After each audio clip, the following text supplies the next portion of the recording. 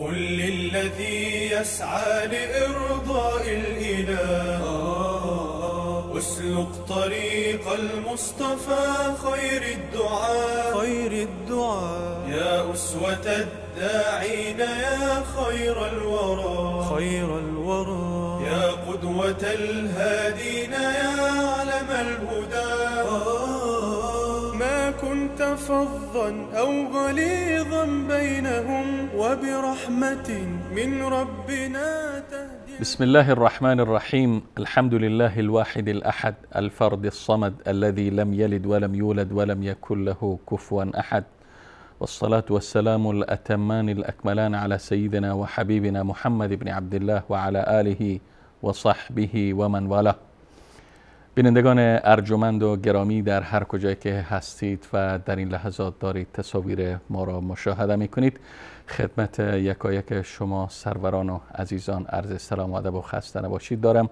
امیدوارم که از نعمات بیکران الهی بهره‌مند بوده باشید. با برنامه دیگر از سری برنامه‌های با دعوتگران مهمان شما عزیزان و سروران هستیم و در این برنامه مهمان نهایت گرامی و دعوتگر نهایت گرامی که یکی از چهره‌های درخشان عرصه دعوت در افغانستان هستند و در 2 دهه اخیر در راستای بیدارگری و خرافات زدایی نقش عمده‌ای را در افغانستان بازی کرده اند.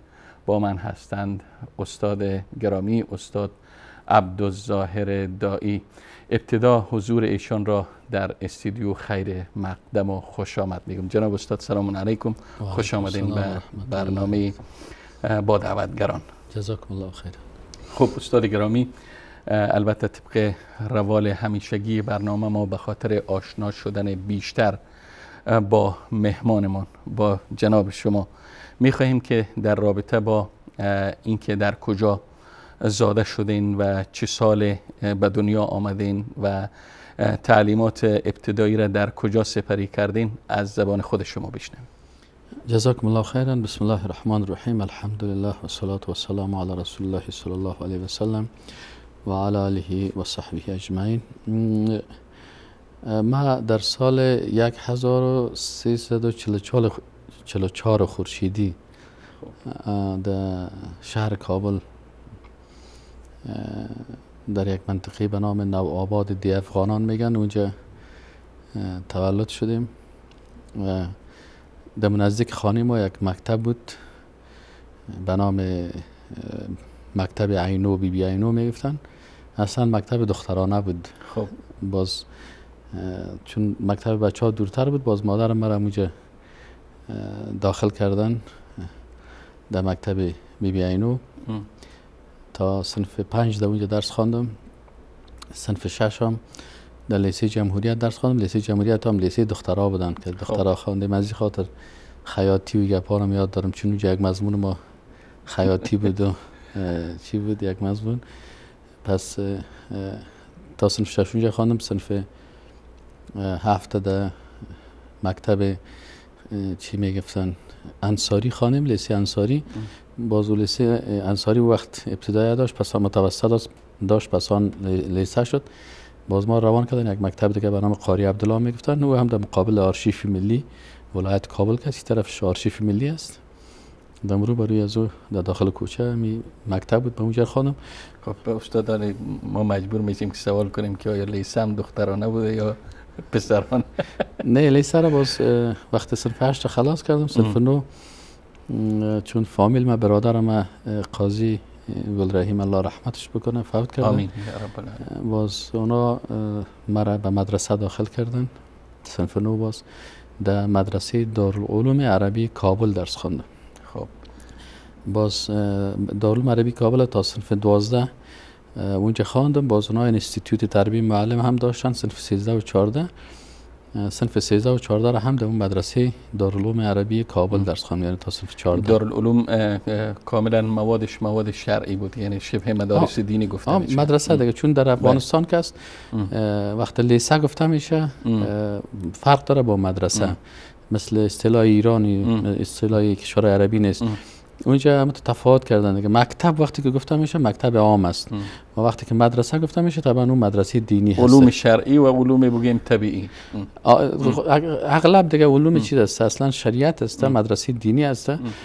باز پولی از بعضی مضمونهای ساینسی و ترا وجود داشت، بازو کم شده میره دیگه، ساینس کم شده میره تا بالاخره مسلکی میشه و چی میشه. بالاخره اصلا 14 وقتی فارغ شدیم ما معسل در پانتون کابل شامل فاکولته فقه قانون پانزه شریعت پانتون کابل شدم و باز برای تحصیلات عالی به چیز آمدم به کشور لیبیا و دوره لیسی خودم دوره لیسانس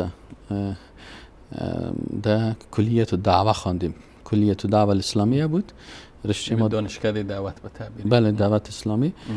باز در او درس خواندم و 2 شهادتنامه برای ما دادن، یکی در دراسات اسلامی و یکی هم در لغت عربی Islamic Studies و Arabic Language، دراسات لغت العربیه و دراسات الاسلامیه. خب اصل کلیه ما کلیه دعوت بود، رشته ما اصلا رشته دعوت اسلامی بود که چطور یک انسان میتونه که مثلا دیگرها را به خصوص غیر مسلمان ها را یا مردمایی که مثلا ضعیف هستن در ایمانشان دعوت بکنن. رشته ما در دعوت بود. باز بعد از او 2 سال در لیبیا بخش ماستری را خواندم. 1 سال هم رساله ماستری نوشته کردم و وقتی پس به افغانستان آمدم، باز در افغانستان در قسمت تحصیلات دیگه باز دمی چند سال پیش اونجا باز وقتی بخش ماستری در شریعت و قانون جور شد، خواستم که در بخش شریعت و قانون هم چیز داشته باشم، حداقل معلومات داشته باشم. باز ماستری را دوباره در پانزه شریعت پانتون کابل خواندم و تزیس هم نوشته کردم و این ماستری دومی را که خواندم در زمانی بود که من بالفعل استاد پانتون کابل بودم. پس به این معنی شما دارای 2 مدرک ماستری هستید، یک ماستری از کشور لیبی و یکی هم از افغانستان دانشگاه کابل. انشاءالله. و یک مشکل که هست که انسان دروغگوی نشه، ما تزیس ماستری ما وقتی که نوشته میکردم آمدم از لیبیا به افغانستان. وقتی افغانستان آمدم چون اونجا 2 سال ماستری 2 سال خوانده میشد، 2 سال صنف داشتن، صنف خلاص کردیم، دوری اما چی بود دیپلم بود. وقتی که دیپلم گرفتیم باز ما رساله ماستری یا تزیس ماستری نوشته میکردم و رساله ماستری ما در مورد تفاسیر بود، تفاسیری که به زبان اردو نوشته شده بودن. سر از او تحقیق میکردم.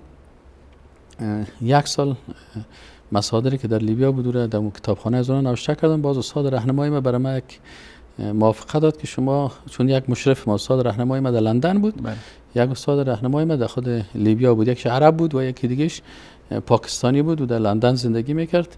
باز برای ما چی دادن که شما برین به لندن برین و به پاکستان برین، چون بعضی مراجع و تفاسیری که در اونجا یافت نمیشد در هندوستان و پاکستان بود.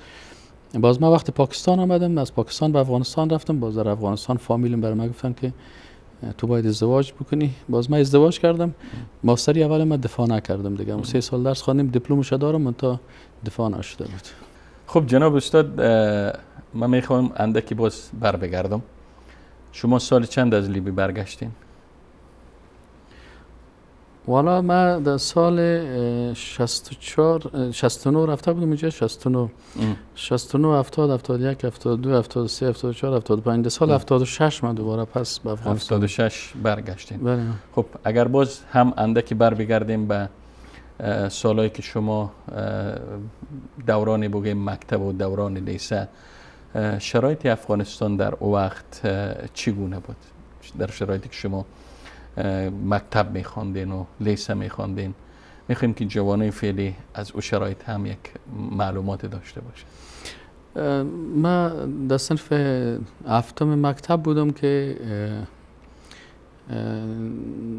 چی شده که همو چی میگن کودتای کمونیستی شد در سال 57.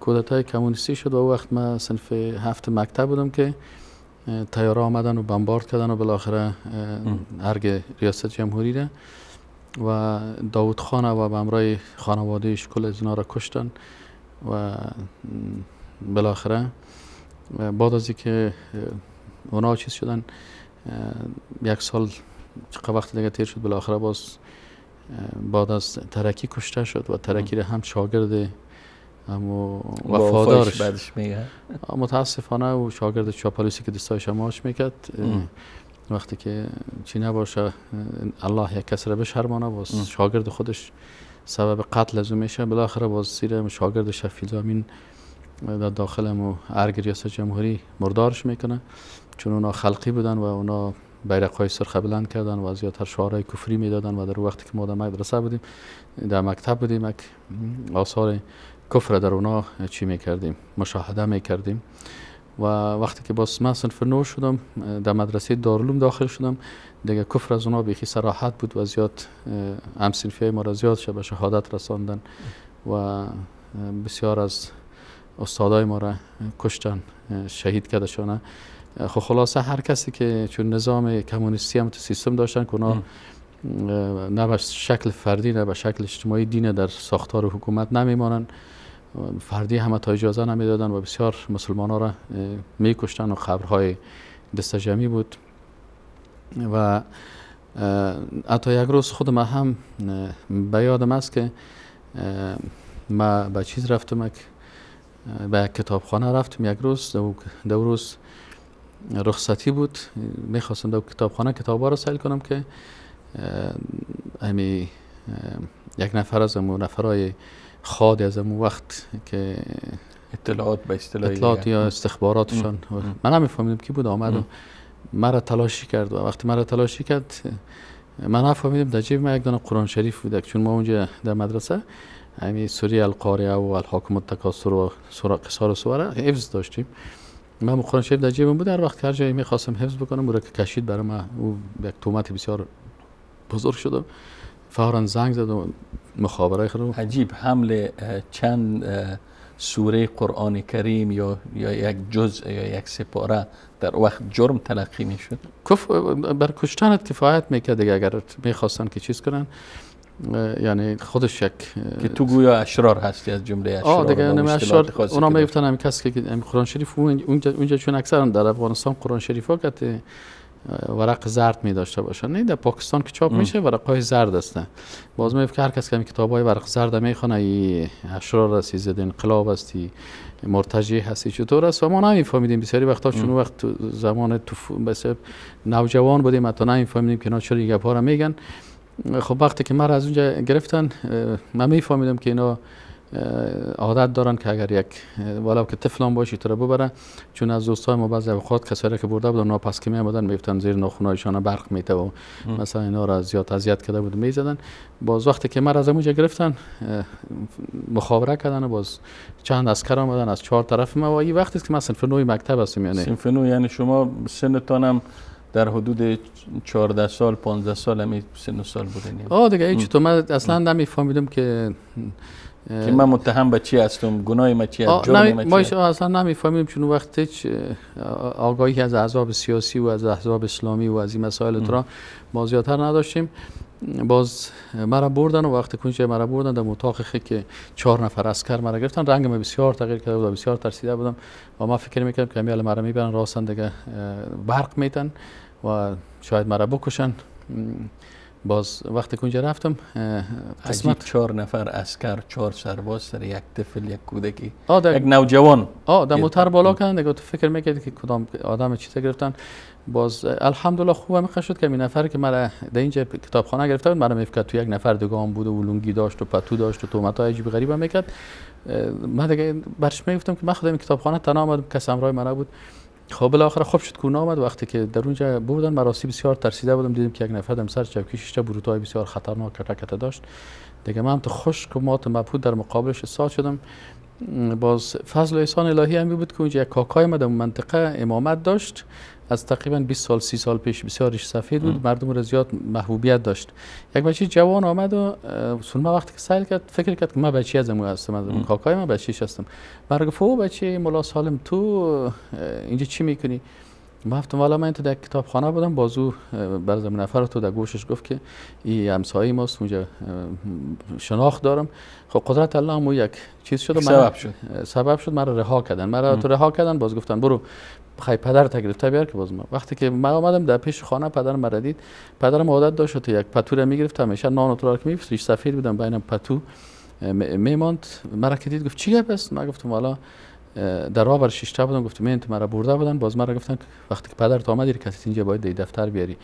باز پدرم کته مرا رفت. وقتی که پدرم اونجا رفت، چون ریش سفید بود و بسیار حالت من دیده بود که وضعیت من خراب است، باز که تقریبا یک 10 تا نان بازاری پیشش بود و گندنه و گپادم پاتش کل از گرفت روی میز، بعد از سر زد وار کردم تا انداخت. گفت شما چه کثیف مردم هستین، این بیچاره طفل به این حالت رساندین، خونش خشک شده، این شما میکشین، این چی حالت است؟ اگه میخواین که ما نباشیم در این مملکت، از افغانستان بریم، خیلی دیگه سم بگوین که ما بریم دیگه، به زور مردم میکشن. در غیر از اون چی گپا رو نمیفهمه دیگه. یکی از خاطرات بود که حتی در صنف نوع مکتب از دست از اونا داشتیم. و باز وقتی که روس آمدن خطرناکتر شد و کشتن محصلین و شاگردای مکتب و تقریبا مثلا قبرهای دست جمعی و گپا در زمان کارمل، در زمانی که نجیب در وقت رئیس خاد بوده، می زمان اترا استخبارات دیگه، بسیار قتل میکردن، بسیار میکشتن و بسیار جنایت زیاد بوده. در او سالهایی که شما دوره متوسطه و ثانوی بگیم یا دوره آموزشی دانش آموزی تان داشتین در کابل سپری میکردین، یک اوضاع اختناق آور و هولناک در کابل حکم فرما بود. مردم خود شور دادن نمیتونست. بله، نظام کمونیستی و کس خود شور دادن نمیتونست. یعنی اکثرا شما سوال کنید اونا کسایی که در مقابل از اینا جهاد میکردن مجاهدین بودن، زورشان به اونا نمیرسید چون اونا در جبهه بودن و میزدن، ولی اینا زیادتر هم انتقام از مردمی که همینجا بودن، بیچاره کسایی که زور نداشتن. مثلا شما اکثرا اگر همین قبرهای دستجمعی را که در زمان نجیب و در زمان کارمل و در زمان اینا این قبرهای دستجمعی که بوده، شما اگر این قبرها را تصویرایش کشیدن سیل کنین، اکثرا کسایی است که دریشی داشتن، نکتایی داشتن، ریشاشان کل بوده، یعنی محصل، مامور، شاگرد مکتب از یک سر گرفتن میرفتن و به نام مجرد که همین قدر گپ میامد از پیش پرسان میکرد که یک جاسوسش میامد یک سوال میکرد، مجرد که کمک نظر منفی درباره حکومت میگفت یا کلمه‌ای که میگفت، اونو بر کشتن و بر بندی کردن از کافی بود. اینا میخواستن که از این طریق سیاست خود، امو سیاست دیکتاتورانه خود بالای مردم بقبولن و مردم ساکت شون و وضعیتی که اونها در افغانستان آورده بودن وضعیت به شکل از اشکال باید بپذیرن. از روی سبب از ترس و خوف. بله، سببی شدن که در داخل هراس افغانی بود دیگه، به شکل از اشکال میتونیم که یعنی یک نظام حکومت تروریستی و در اساس تمام از اینا، مثلا نجیب یک تروریست بود، کارمل یک تروریست بود، حفیظ الله امین یک تروریست، ترکی یک تروریست، میشه اینا یک نظام تروریستی خطرناک دیکتاتوری که اینا از طریق قتل زدن مثلا 100 سال افغانستان به عقب برگشتوندن. یعنی یک تعداد جوانان، یک تعداد مردم مجبور ساختن که مکتب ترک بکنن، پانتون ترک بکنن، در کوه برن و بی درس و بی تعلیم و بی ازی شون، و یک تعداد دیگه که در داخل کابل هم بودن، اونا را آنقدر سویه تحصیلی و تعلیمی را پایان آوردن، قدر بی سواد ساختن مردم که یعنی بسیار وضعیت تحصیلی و تعلیمی چیز شد دیگه، وضعیتش خراب شد. استاد شما مرا وادار کردین که من سوال دیگه مطرح بکنم. خب با این وجود چرا امروز در رسانه های افغانستان دیده میشه که برخی ها تمجید میکنن، تحسین میکنن دوران حکومت های کمونیست یا دوران ترکی باشه، خواه امین باشه، خواه کارمل باشه، خواه نجیب باشه، از اونا به خوبی یاد میکنن و میگن یک دوره عجیب بود و اینا انسانای وطن دوستی بودن، یا اینا اطلاع ندارن یا نمی فکر میکنن که همون دیگه دست پرورده های رژیم های سابق هستن یا سابقه کمونیستی و حزب خلق، مربوط حزب خلق یا پرچم. اما اینا هستن یک تعداد از اینا که بپاشن، یک تعداد از اینا که توصیف از اینا را میکنن خودشان کمونیست هستن و چی پیر شدن، ریش سفید شدن دیگه، پایشان در لب گور است. لکن وقتی که یک نفر کافر شد، کافر است دیگه، اون هدایت نمیشه. هدایت کار الله هست. اونا بسیارشان که تو فکری کافر شدن و وقت کافر بودن و اکادمی لینین خواندن و علوم اجتماعی و پوانتون استاد ربانی که حالا میگن اصلا اکادمی علوم اجتماعی بود که در اینجا همین اعضای حزب دموکراتیکی خلق افغانستان و اعضای حزب دموکراتیک خلقی و پرچمی اکثرشان اینجا درس میخواندند و همو شهادتنامه مارکسیسم و لنینیسم اونجا میگرفتن. اینال این مردمایی که به حساب فکری هستن و حالا پیر شدن و بسیاری از اونها بعضیشان سر قدرت هم هستن در چوکی و در چیزای حکومتی هم هستن. اینا خب طبعا چون خودشان قاتل هستن، جنایتکار هستن، برای براءت خود دیگه همیشه باید چی کنن؟ خود توصیف بکنن و بگوین که ما این خوبی ها را داریم. و در کنار از یک تعداد جوانایی که مثلا جاهل هستن و بی عقل هستن، نمیفهمن، چون خود دکتر نجیب دو حالت داشت. خب این بسیاری کسا درک نمیکنه. یکی دکتر نجیب زمانی بوده که رئیس استخبارات بود در زمان مثلا پیش از حکومت خودش، وقتی که در زمان کارملی یا همین در این زمانهای دیگه همونجا در استخبارات بوده و چون او وقت استخبارات بود و رئیس استخبارات بود، قتل و کشتن و مثلا تعداد زیادی را که در شهر کابل و تعداد زیادی را که در هرات کشتن و نفرایی را که گردنهایشان هم شکستاندن و مثلا قبرهای دستجمعی کرده و بسیار مردم کشتن.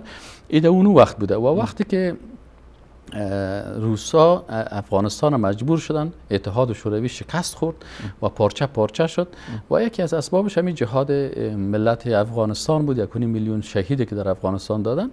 پس وقتی که اتحاد شوروی شکست خورد و سقوط کرد، در اینجا یک چی شد؟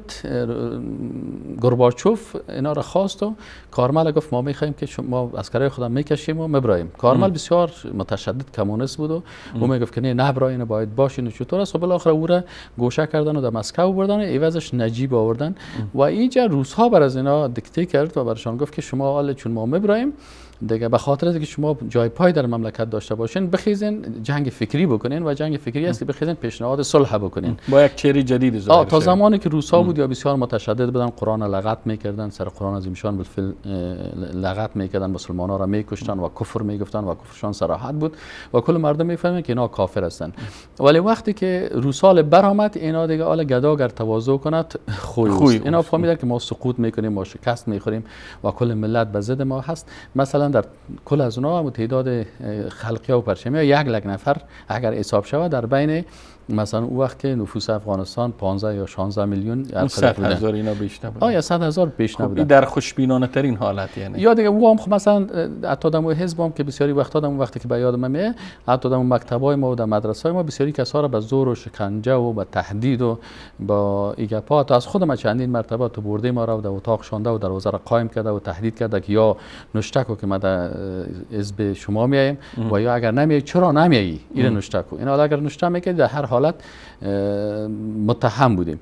به هر صورت اونو یک تعداد که از اینا هم رفته بودن به خاطر مجبوریت و چطور اطراخ و تعدادی که فکری رفته بودن بسیار تعداد کم بود. به هر صورت اینال ما هدف ما روی کسایی بود که گفتمان میآیند در رسانه‌های افغانستان تمجید حکومت کمونیستی را میکنن و از نجیب یاد میکنن. بله اینا رو مشکلیش هست که وقتی که باز روسا رفتن و کمونیستا ضعیف شدن و رو به شکست شدن و نجیب آمد و سیاست مصالحه ملی را پیش کرد، این گپا و بیانیه‌های نجیب اونو وقت است که به شکل منافقانه که حالا وقت شکستش از دیگه.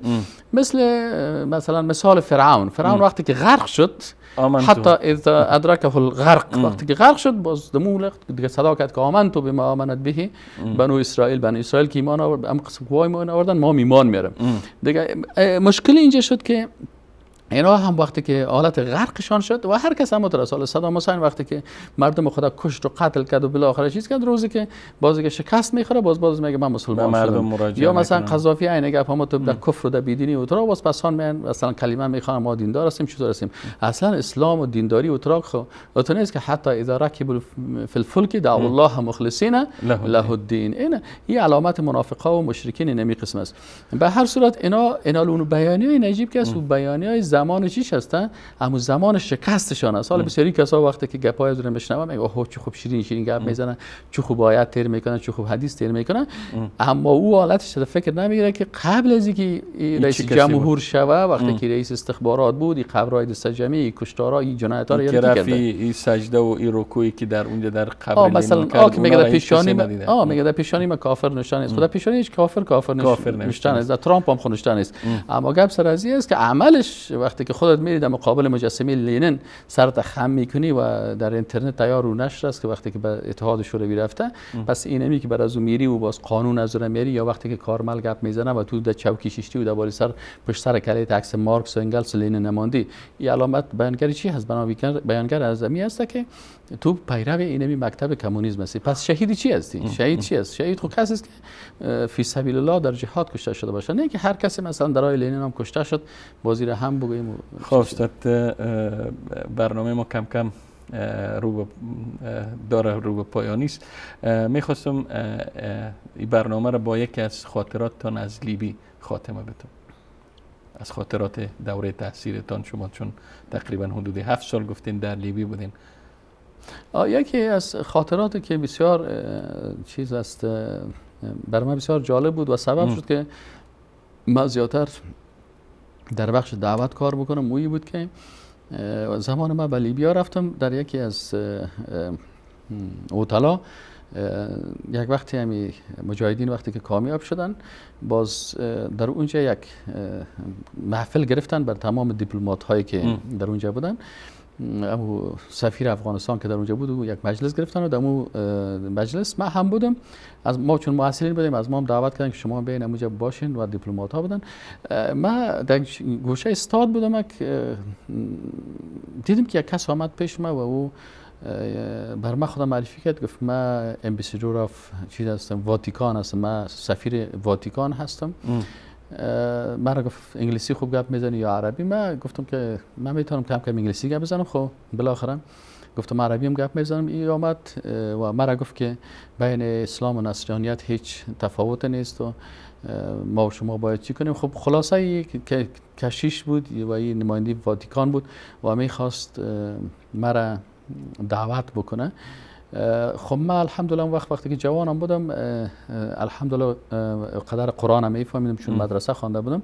باز من در جوابش گفتم تو با وجود از اینکه عربی را میفهمی و یک سفیر هستی ولی تو دروغ میگی. تو چون مثلا خرد بود تو نتونستم خدا کنترل بکنم، باز گفتم تو بسیار دروغ میگی. عیب علیک و انت تتكلم باللغه العربيه وانت السفير وانت تعيش في بلد عربي، كيف تقول لا فرق بين الاسلام والنصرانيه؟ هناك فرق بين الاسلام والنصرانيه، فنحن المسلمين نعتقد بأن الله واحد ونقول قل هو الله أحد الله الصمد لم يلد ولم يولد ولم يكن له كفوا أحد، وأنتم تقولون أن الله ثالث ثلاثة وتقولون حتى أنتم العرب تقولون باسم الأب والابن والروح القدس. برای گفتم که شما بس سه خدا باور داریم و ما با یک خدا باور داریم، تو چرا دروغ میگی و اشتباه میگی؟ از همین از پیش من فرار کرد.